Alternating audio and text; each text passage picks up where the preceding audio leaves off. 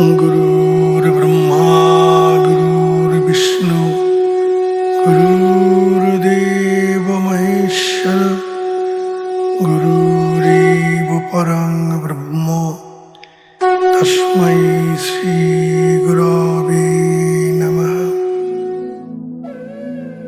জয় গুরু। পরম করুণাময় গুরুদেবের নামে বেদান্ত পাঠশালার পাঠ শুরু করছি। আজ যোগী কথামৃত থেকে পাঠ করে শোনাচ্ছি।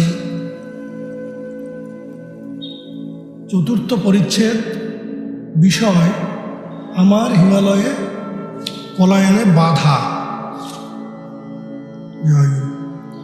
যাই হোক, একটা তুচ্ছ অছিলা করে ক্লাস থেকে সরে পড়বে, আর একটা ঠিকে গাড়ি ভাড়া করে এনে গলির মধ্যে এমন জায়গায় দাঁড় করাবে যাতে আমাদের বাড়ি কেউ তোমায় দেখতে না পায়, বুঝলে?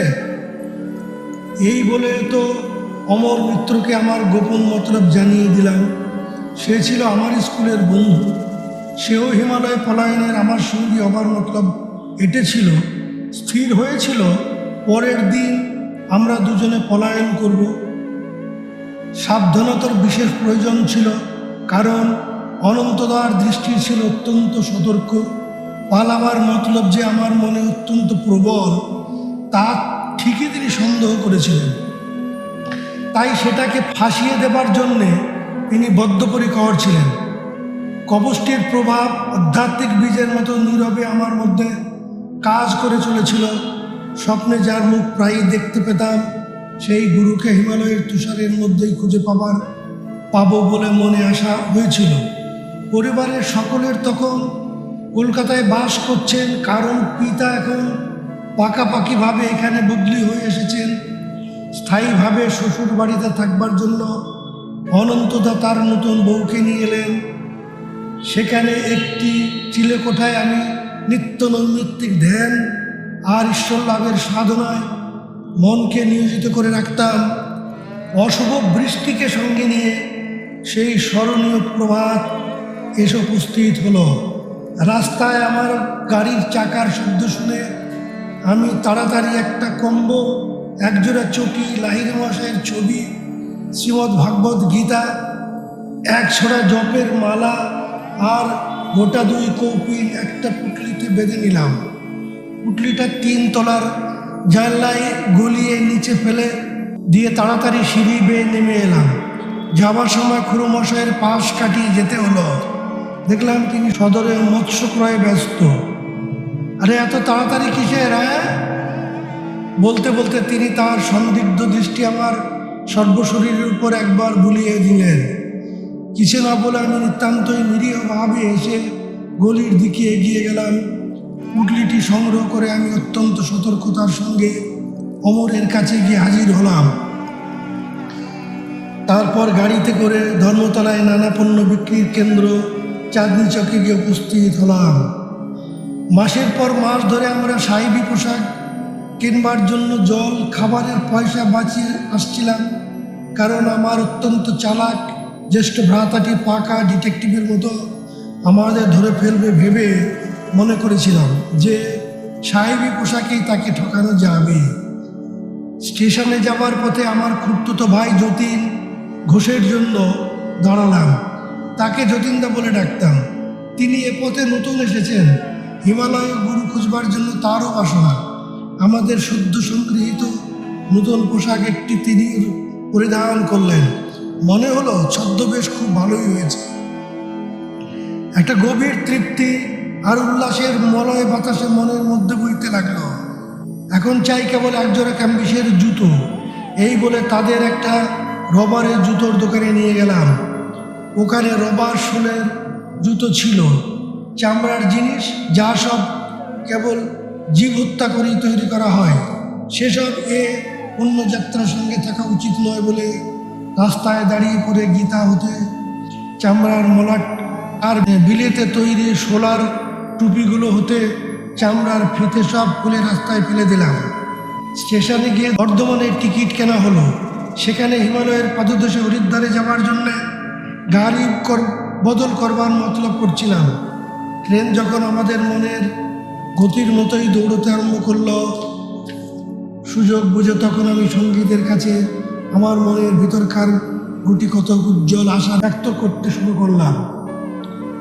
বললাম, ভাবো দেখি, গুরুর কাছে দীক্ষা নেবার পর আমরা কেমন ব্রহ্মানন্দ উপভোগ করব, আর আমাদের দেহের মধ্যে এমন একটা চৌম্বক শক্তি জন্মাবে যাতে করে হিমালয়ের জঙ্গলের হিংস্র পশুগুলো পর্যন্ত নিতান্ত পশুমানা জন্তুদের মতো আমাদের কাছে এসে হাজির হবে। বাঘগুলো পর্যন্ত বাড়ির নিরীহ বিড়ালদের মতো তাদের লোভে, আদরের লোভে আমাদের কাছে এসে বসবে।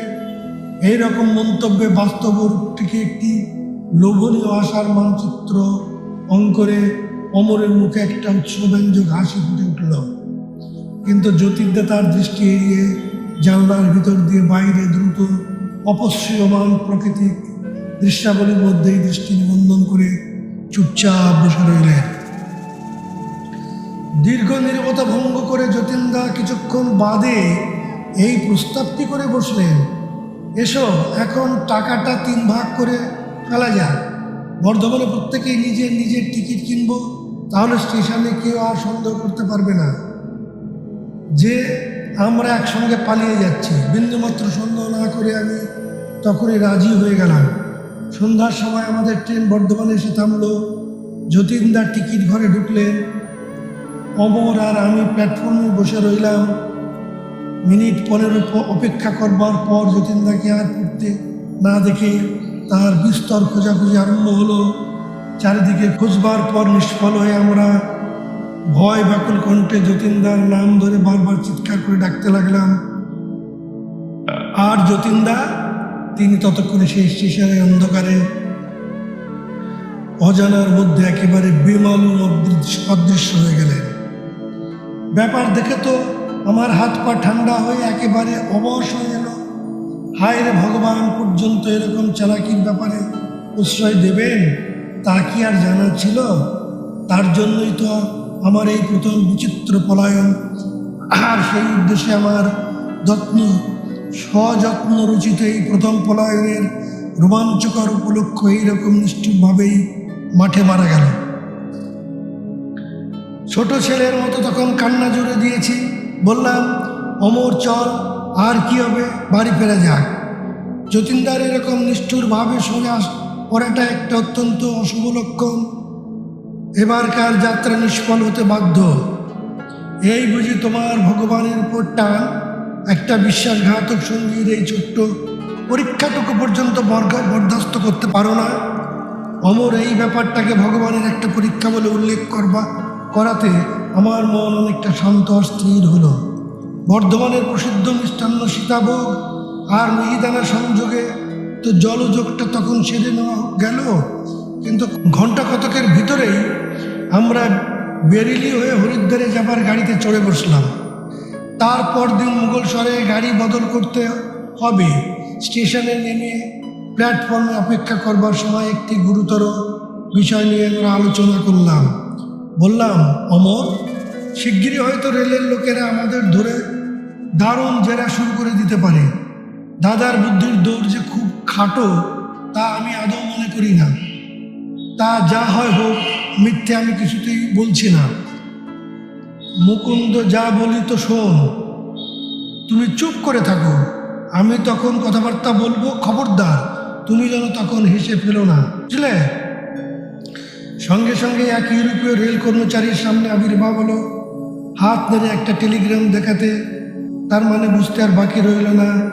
প্রশ্ন এলো, তোমরা কি রাগ করে বাড়ি থেকে পালিয়ে যাচ্ছ? তার ঠিক ওই কথাগুলোর উত্তরে সজোরে না বলতে পেরে অত্যন্ত সুস্থি বোধ করলাম।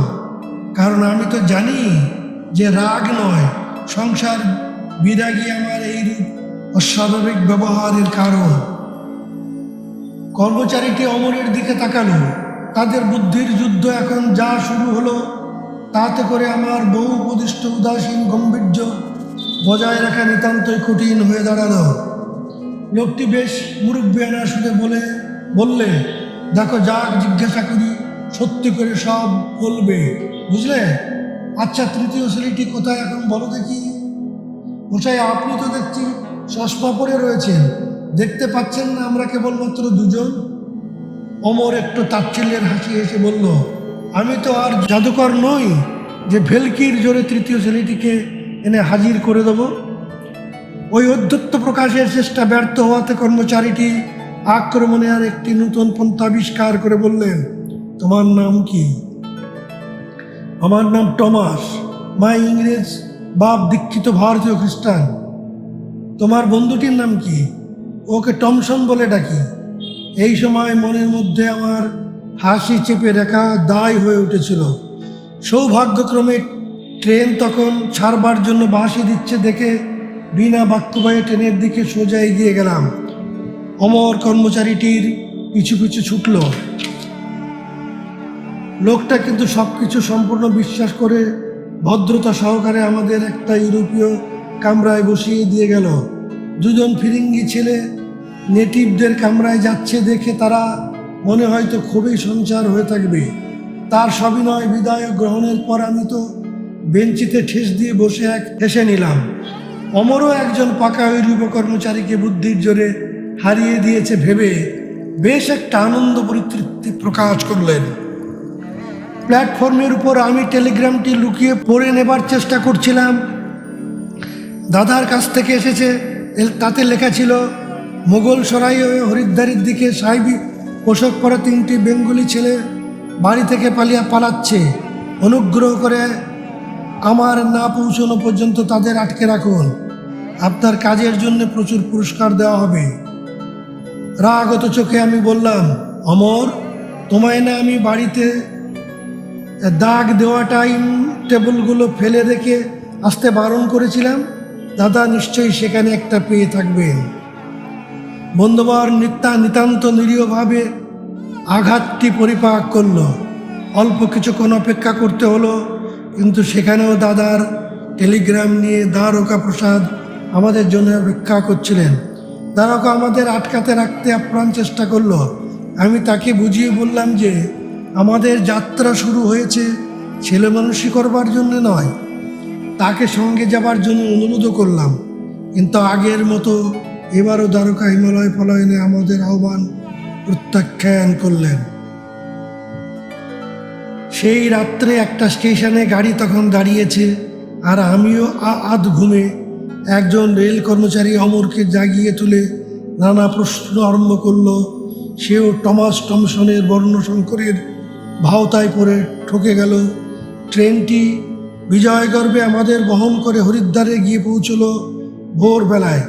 আমাদের সাদর আহ্বান জানাবার জন্যই যেন দূরে উত্তুঙ্গ পর্বতমালা আত্মপ্রকাশ করল।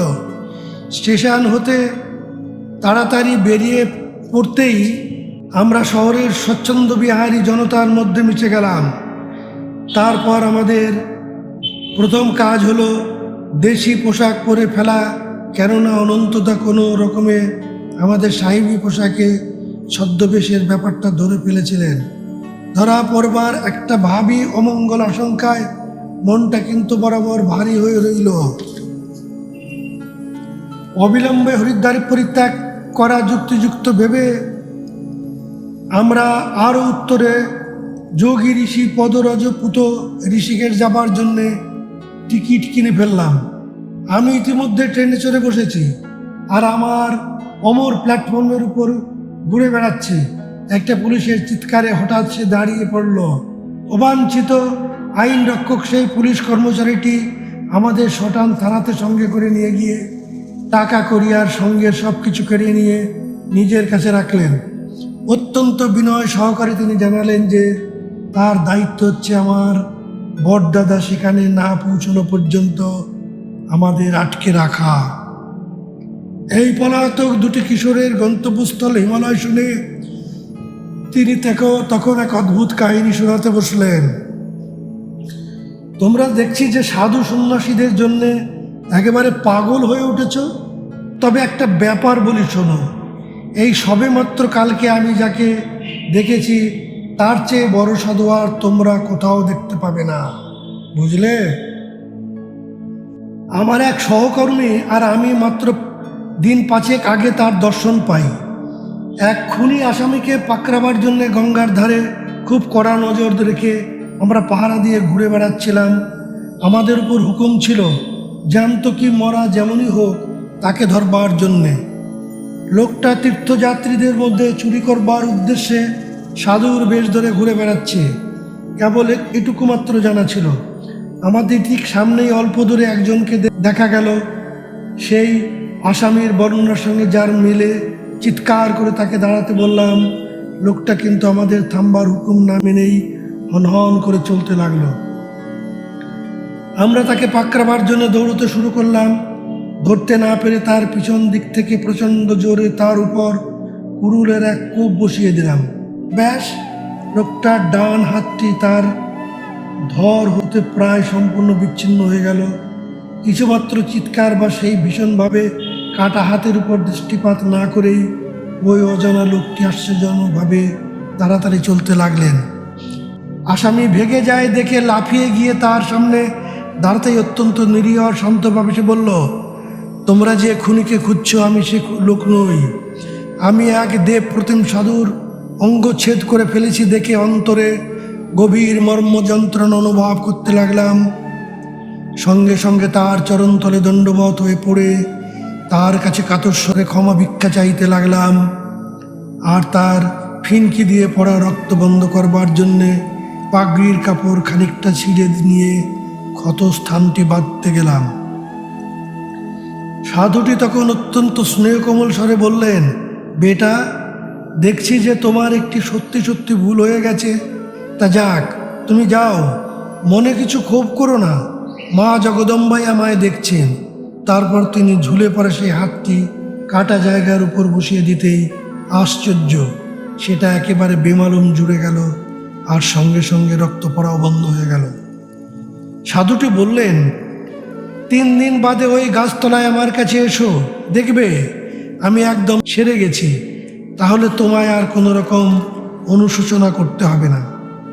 গতকাল আমি আর আমার সেই সহকর্মীটি অত্যন্ত ব্যাকুলভাবে ওই নির্দিষ্ট স্থানটিতে গিয়ে উপস্থিত হলাম। সাধুটি সেখানে বসেছিলেন, হাত দুটি বাড়িয়ে আমাদের দেখতে দিলেন।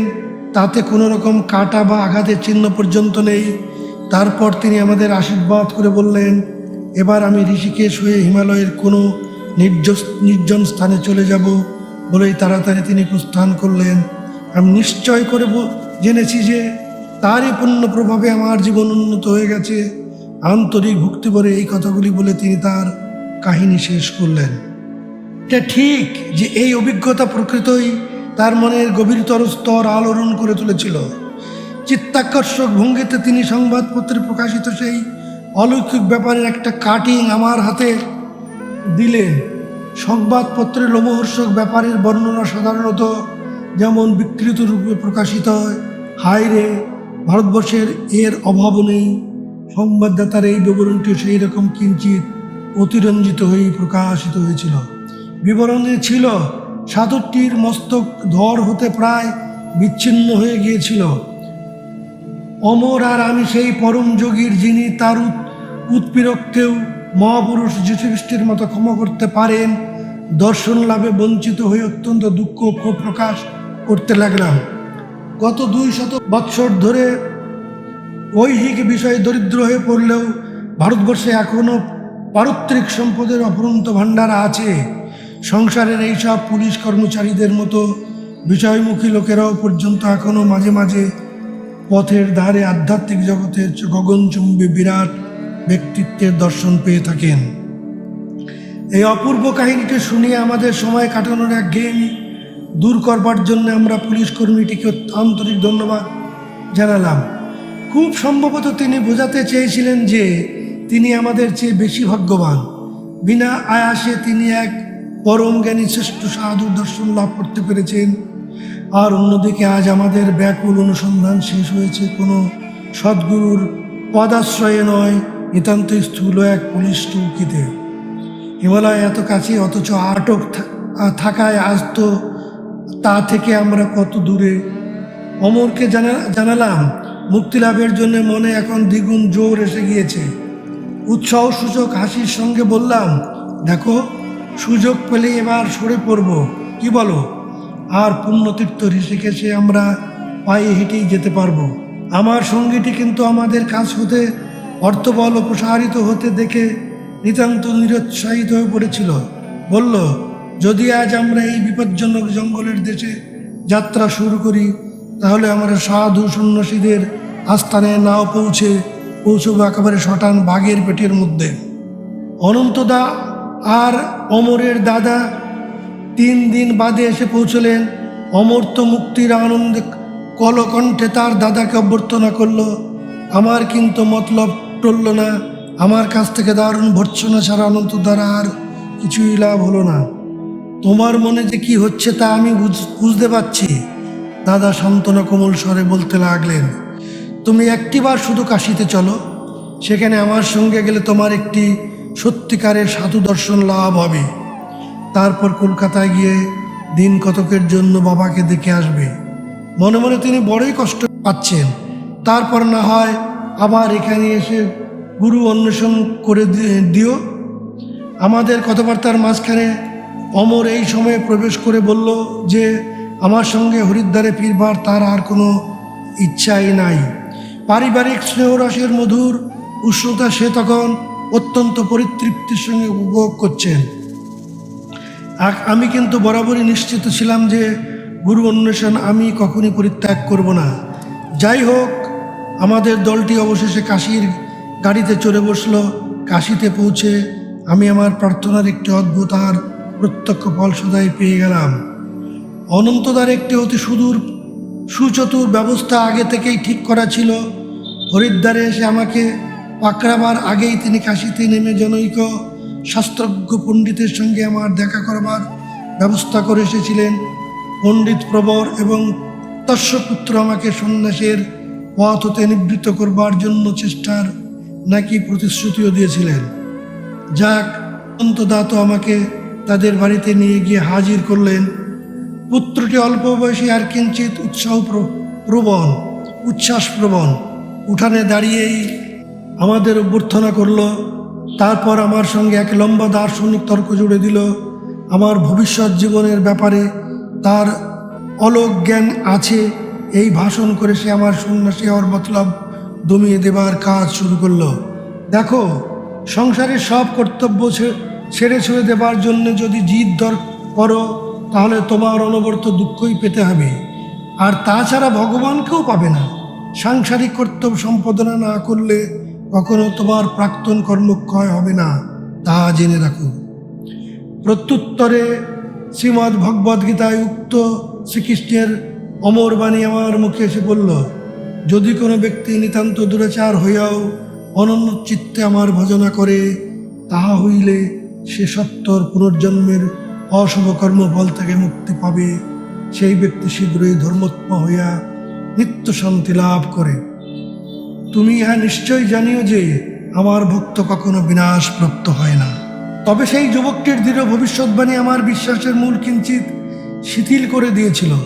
অন্তরে অসীম ব্যাকুলতা নিয়ে আমি নীরবে ভগবানের কাছে প্রার্থনা জানাতে লাগলাম। দয়াময় আমার মনের সকল সংশয় ছিন্ন করে, সব দ্বিধাদ্বন্দ্ব দূর করে এখনই উত্তর দাও যে তোমার ইচ্ছা কি। সন্ন্যাস জীবনযাপন করব না, সংসারে প্রবেশ করব। দেখলাম এক সৌম্য মূর্তি সাধু পণ্ডিতজির বাড়ির প্রাঙ্গণের ঠিক বাইরে দাঁড়িয়ে আছেন। তিনি সেই স্বয়ংসিদ্ধ ভবিষ্যৎ বক্তা, আর আমার মধ্যে উচ্চস্বরে যে সব কথাবার্তা চলছিল তা বোধহয় শুনতে পেয়েছিলেন, কারণ অপরিচিত হলেও তিনি আমাকে তার কাছে ডাকলেন। দেখলাম তার প্রশান্ত নয়নদয় হতে এক প্রবল শক্তি নির্গত হচ্ছে। বললেন, বৎস, এই পণ্ডিত মূর্খের কথা কখনো শুনো না। তোমার প্রার্থনার উত্তরে ঠাকুর তোমায় এই বলে আমায় আশ্বাস দিতে বললেন যে সন্ন্যাসী তোমার জীবনের একমাত্র পথ। বিষয় কৃতজ্ঞতা এই পরম আশ্বাস বাণীতে আমি স্বস্তির আনন্দে হাসলাম। উঠান হতে পণ্ডিত মূর্খটি তখন আমায় ডাকছিলেন, চলে এসো, চলে এসো, ও লোকটির কাছ থেকে সরে এসো।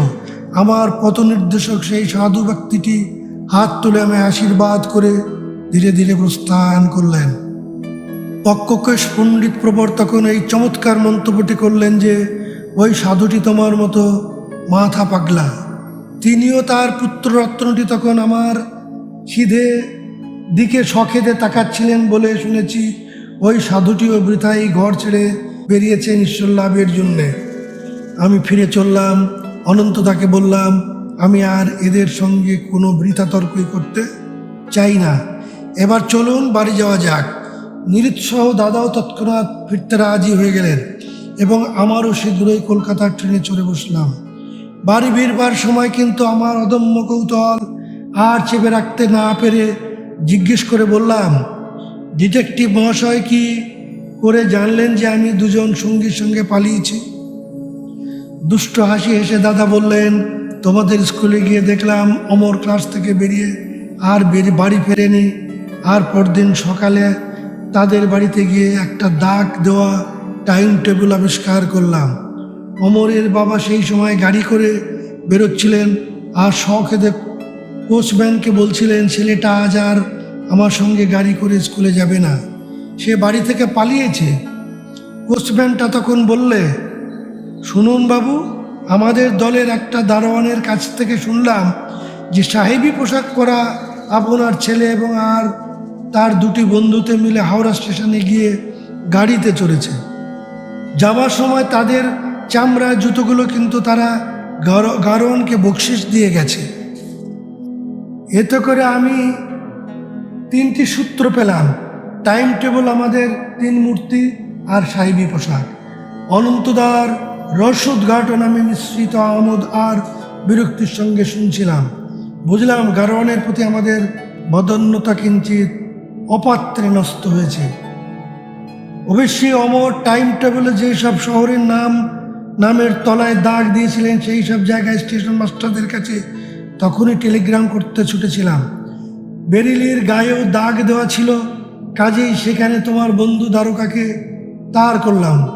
কলকাতায় আমাদের আত্মীয় স্বজনদের মধ্যে খোঁজ খবর নিয়ে জানলাম যে খুড়তুতো ভাই যতীনদা এক রাত্রি অনুপস্থিত, কিন্তু তার পরদিন সকালবেলায় সাহেবি পোশাকে বাড়িতে এসে হাজির হয়েছে।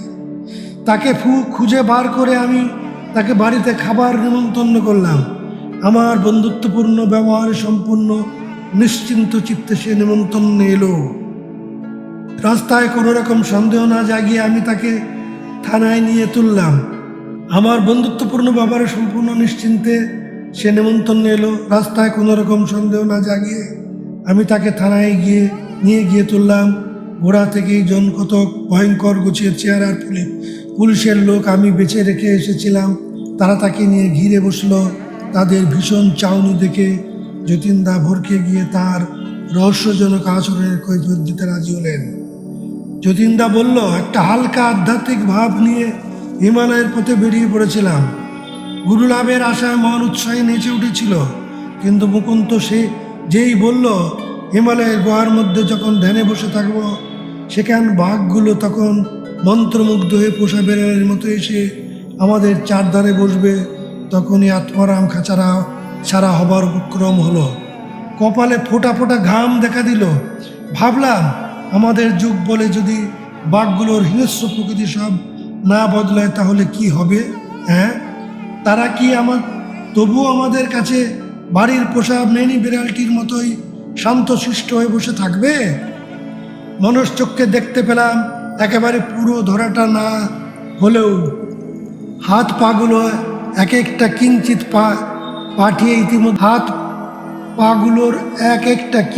পাঠিয়ে ইতিমধ্যে আমি একটি বাঘের পেটের ভেতরে ঢুকে গেছি। যতীনদার অদৃশ্য হওয়াতে যে রাগ হয়েছিল তা চলে গিয়ে এখন আমার খুব হাসি পেল। ট্রেন হতে সরে পড়ার এই আস্বাদ্দীপক কৈফিয়তে আমায় যে মনোকষ্ট দিয়েছিল তা সব দূর হলো। যতীনদাও পুলিশের হাতে এড়াতে পারেনি বলে মনে যেন কিঞ্চিত তৃপ্তিভাব এসেছিল, তা অবশ্য স্বীকার করতেই হবে। হাসি পাচ্ছিল, আবার ভয়ানক রাগও হচ্ছিল। বললাম, অনন্তদা, আপনি দেখছি জাত গোয়েন্দা। যাই হোক, যতীনদাকে আমি বলবো যে বিশ্বাসঘাতকতা করবার মতলব নয়, আত্মরক্ষার স্বাভাবিক তাগিদেই যে তিনি এ কাজ করে ফেলেছেন, এতে আমার মনে একটু দুঃখ নেই। কলকাতার বাড়িতে পৌঁছলে অনন্ত স্কুলের লেখাপড়া সাঙ্গ না হওয়া পর্যন্ত কোথাও পা না বাড়াতে পিতা কাতর অনুরোধ করলেন। ইতিমধ্যে আমার অনুপস্থিতি পিতা শাস্ত্রজ্ঞ সাধু পণ্ডিত স্বামী কেশবানন্দজিকে আমাদের বাড়িতে নিয়মিত আসার ব্যবস্থা করে রেখেছিলেন। তাই তিনি এবার পরম নিশ্চিন্ত হয়ে বললেন, এই সাধু পণ্ডিত মহাশয়ের কাছে এখন থেকে তুমি সংস্কৃত শিক্ষা লাভ করবে। পিতা আশা করেছিলেন যে আমার ধর্মকাঙ্ক্ষা একজন পণ্ডিতের শাস্ত্রোপদেশেই পরিতৃপ্ত হবে, কিন্তু তারপর বিপরীত ফল ফলল অতি সূক্ষ্মভাবে। আমার নবনিযুক্ত শিক্ষকটি বৌদ্ধিক শুষ্কতার পরিবর্তে আমার অন্তরের ঈশ্বরাকাঙ্ক্ষার অগ্নিতে বায়ু সঞ্চার করলেন। পিতা জানতেন না যে স্বামী কেবলানন্দজি লাহিড়ী মহাশয়ের একজন উন্নত শিষ্য। সেই অদ্বিতীয় গুরুর অমোঘ দৈব শক্তির চম্বুক প্রভাবে সহস্র সহস্র শিষ্য তার দিকে নীরবে আকৃষ্ট হয়েছিল। পরে আমি শুনেছিলাম লাহিড়ী মশাই কেশবানন্দজিকে প্রায়ই ঋষি আখ্যায় অভিহিত করতেন।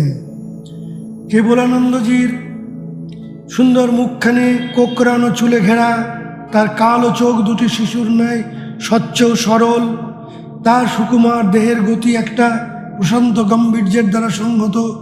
চিরশান্ত স্নেহময় তিনি আত্মজ্ঞানে সুসমাহিত, গভীর ক্রিয়াযোগ অভ্যাসে তার সঙ্গে ঘণ্টার পর ঘণ্টা পরমানন্দে কাটত।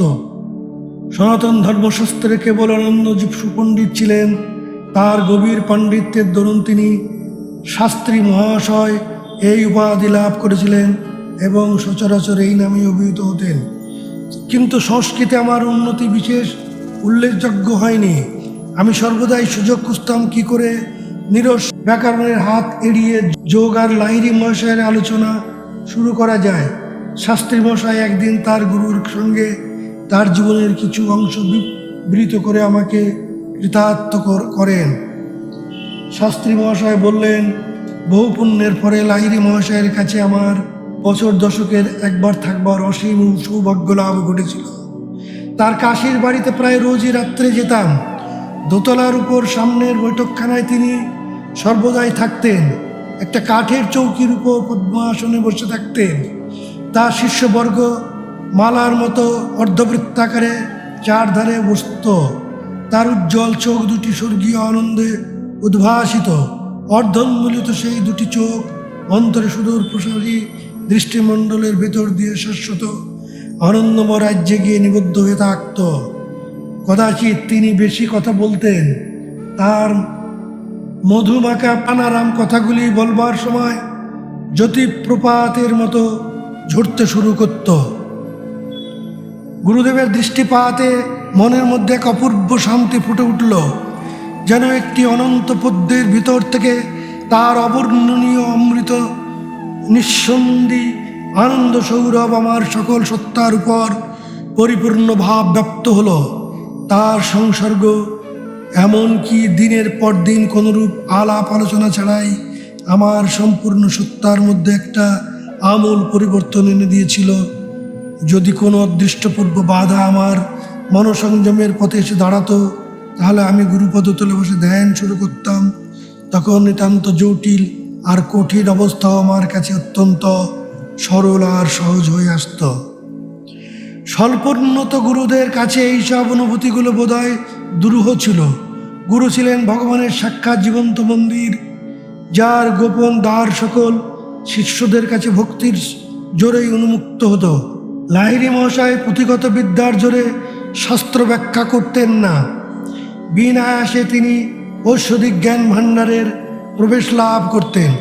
তার সর্বজ্ঞতার উৎস থেকে বাণীর ফেরনমি আর চিন্তার দ্বারা সহস্রমুখ উৎসারিত হয়ে উঠত। যুগ যুগান্ত পূর্বে বেদের মধ্যে নিহিত গভীর দার্শনিক তত্ত্ব সকল নিরূপণ করবার অদ্ভুত কৌশল তার চমৎকার ভাবে জানা ছিল। প্রাচীন শাস্ত্রে লিখিত আত্মজ্ঞানের বিভিন্ন স্তরের বিষয় বর্ণনা করতে অনুরোধ করলে তিনি একটু হেসে বলতেন, দাঁড়াও, আমি ওইসব অবস্থার মধ্যে প্রবেশ করে এক্ষুনি আমার অনুভূতিগুলো তোমাদের সব বলে দিচ্ছি। তিনি ছিলেন সেই সব গুরুদের সম্পূর্ণ বিপরীত, যারা কেবলমাত্র শাস্ত্র মুখস্থ করে অনুপলব্ধ বিষয়গুলোর অজীর্ণোদ্গারই করতে পারতেন, তার বেশি কিছু নয়। নিকটস্থ কোনো শিষ্যকে সেই স্বল্পভাষী গুরু প্রায়ই এই উপদেশ দিতেন, শ্লোকগুলোর মধ্যে তোমার কাছে যেমন বোধ হয় তেমনিভাবে তাদের ব্যাখ্যা করো।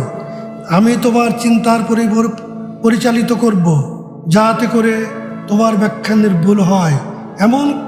এমনি করে লাহিড়ী মহাশয়ের বহু অনুভূতিলব্ধ বিষয় তার নানা শিষ্য দলের বহুল ব্যাখ্যা সমেত লিপিবদ্ধ হয়েছিল। গুরুদেব কখনো অন্ধবিশ্বাসের উপর উপদেশ দিতেন না। তিনি বলতেন, কথাগুলো কেবল খোলস মাত্র, ধ্যানেতে নিজ আনন্দবোধ রূপে ঈশ্বর উপলব্ধি গ্রহণ করো।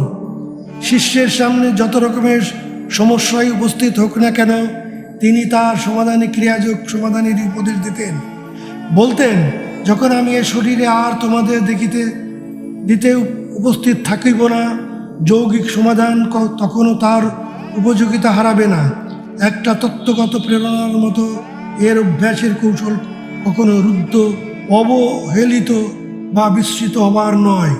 তোমার মোক্ষ লাভে অবিরত ক্রিয়ার অভ্যাস করে যাও, তাতেই তোমার শক্তি বৃদ্ধি হবে। কেবলানন্দজির উপর ওই ঐকান্তিক বিশ্বাসের কথা দিয়ে শেষ করলেন যে, সেই অনন্তপুরের সন্ধানে আত্মপ্রচেষ্টায় উদ্ভাসিত আজ পর্যন্ত যেসব মুক্তির উপায় বেরিয়েছে, তার মধ্যে এই ক্রিয়াযোগী হচ্ছে আমার মতে সর্বাপেক্ষা ফলপ্রদ।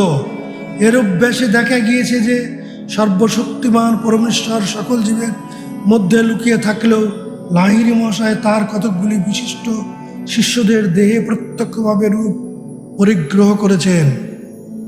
কেবলানন্দজির উপস্থিতিতে লাহিড়ী মহাশয়ের দ্বারা এক অলৌকিক কাণ্ড ঘটেছিল। একদিন সেই কাহিনীতে তিনি বলতে শুরু করলেন। দৃষ্টি তখন টেবিলের উপর রক্ষিত সংস্কৃত পুঁথি ছাড়িয়ে অনেক অনেক দূরে নিবদ্ধ। রামু নামে একটি অন্ধভক্ত শিষ্য ছিল। তার অবস্থা দেখে মনে বড় দয়া হলো। ভাবলাম, যার মধ্যে ঐশী শক্তি পরিপূর্ণভাবে বিদ্যমান, সেই আমাদের গুরুদেবকে যখন সে আন্তরিকভাবে সেবা করছে, তখন তিনি কি ওর জন্যে কিছুই করবেন না? যাই হোক, একদিন সকালে আমি রামুর সঙ্গে বিষয়টা নিয়ে কথা বলার চেষ্টা করলাম। একটা তাল পাতার হাত পাখা নিয়ে রামু তখন অত্যন্ত মনোযোগের সঙ্গে ঘন্টার পর ঘন্টা ধরে গুরুদেবকে বাতাস করে চলেছেন। রামু তখন উঠে পড়ল। তখন আমিও তার পিছু নিলাম। জিজ্ঞাসা করলাম, রামু, কতদিন তুমি চোখে দেখতে পাও না? জন্মাবধি মশাই, সূর্যের আলো কখনো চোখে দেখিনি। আমাদের সর্বশক্তিমান গুরুদেব তোমায় সাহায্য করতে পারেন। তার চরণে একদিন তোমার কথাটা নিবেদন করেই দেখো না কেন? তারপর দিন রামু খানিক ইতস্তত করে লাহিড়ী মশাইয়ের কাছে উপস্থিত হলো বটে, কিন্তু তার আধ্যাত্মিক ঐশ্বর্যের সঙ্গে সামান্য দেহ সম্পত্তি ভিক্ষা করতে রামু যেন একটু লজ্জিত হয়ে বললেন, গুরুদেব, সারা জগতের আলো যোগান যিনি, তিনি তো আপনার ভেতরেই রয়েছেন। আপনার কাছে শুধু এইটুকুই মাত্র ভিক্ষে যে তার আলো আমার চোখে ফুটিয়ে দিন, যাতে করে আমি এই জগতে সূর্যের আলো, যদিও সে ওই আলোর কাছে তুচ্ছ, তা যেন দেখতে পাই। গুরুদেব বললেন, রামু, এসব কথা তোমায় কে বলেছে? আমাকে ফ্যাসাদে ফেলবার জন্য কিচ্ছু নাকি জেনেই তোমায় কেউ এসব কথা বলেছে? আমার তো রোগ সারবার কোনো ক্ষমতা নেই রামু। রামু বলল, গুরুদেব, আপনার ভেতর অনন্ত শক্তি যিনি রয়েছেন, তিনি নিশ্চয়ই আমায় ভালো করে তুলতে পারেন। সেই অবশ্যই আলাদা কথা। ভগবানের অনন্ত শক্তি, তার কোথাও সীমা নাই। যিনি তারায় আলো আর শরীরের কোষে প্রাণের জ্যোতি জ্বালাতে পারেন, তিনি নিশ্চয়ই তোমার চোখে দৃষ্টির জ্যোতিও ফুটিয়ে তুলতে পারেন। এই বলে গুরুদেব রামুর কপালে দুই ভ্রুর মাঝখানে স্পর্শ করে বললেন, তোমার মন ঠিক এই জায়গায় লাগিয়ে রাখো, আর 7 দিন ধরে অবিরাম রাম নাম জপ করো। সূর্যের আলোর নতুন অরুণোদয় হবে। আশ্চর্য 1 সপ্তাহের মধ্যেই ঠিক তাই হলো। জীবনে সেই প্রথম রামু প্রকৃতিক সুন্দর মুখ দেখতে পেলেন। সর্বদর্শী গুরু শিষ্যকে নির্ভুলভাবে রাম নাম জপ করতে বলেছিলেন। যার চেয়ে প্রিয় আর কোনো নাম তার কাছে ছিল না। রামুর মনের জমিতে ভক্তির চাষ দেওয়া হচ্ছিল, যাতে গুরুদত্ত রোগ নিরাময়ের মহাবীজ পড়ে অচিরেই তা অঙ্কুরিত হয়ে উঠল। মুহূর্তে চুপ করে থেকে কেবলানন্দজি পুনরায় গুরু প্রসঙ্গ শুরু করলেন। লাহিড়ী মহাশয়ের যা অলৌকিক কিছু ব্যাপার ঘটত তাতে তিনি নিজের কৃতিত্ব দাবি করে কখনো কোনো অহংকারে প্রশ্রয় দিতেন না। তার আত্মনিবেদনের পরাকাষ্ঠায় তিনি রোগ নিরাময়ে সেই আদ্যাশক্তিকেই নিজের মধ্যে দিয়ে অবাধে পরিচালিত করতে পারতেন।